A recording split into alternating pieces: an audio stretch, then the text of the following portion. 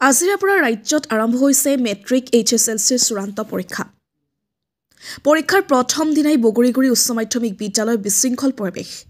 সমগ্ৰ ৰাজ্যৰ লগতে সংগতি ৰাখি বগৰীবাৰী উচ্চ মাধ্যমিক বিদ্যালয়ত আৰম্ভ হ'ল মেট্ৰিক পৰীক্ষা। পৰ্বতজোৰা মহকুমা অন্তৰ্গত কোকৰাঝাৰ জিলাৰ বগৰীবাৰী উচ্চ মাধ্যমিক বিদ্যালয়ত মেট্ৰিক পৰীক্ষা আজি ৰাতিপুৱা 9টা বজাৰ পৰা আৰম্ভ হৈছে। কিন্তু আচৰিতভাৱে কোনো ধৰণৰ নিৰাপত্তা নোহোৱাকৈ চিনেমা হলৰ দৰে পৰীক্ষা হলত প্ৰৱেশ কৰে ছাত্ৰ-ছাত্ৰীসকলে। এতিয়া ৰাইজৰ মাজত প্ৰশ্ন উত্থাপন হৈছে এইখন এক্সাম হল নে cinema hall.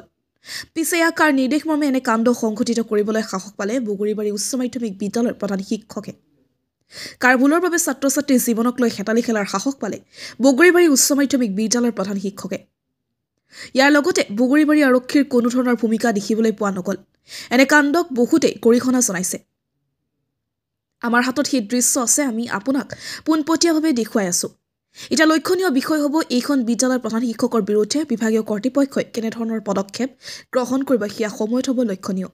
News desk report, প্ৰতিদিন লাইভ।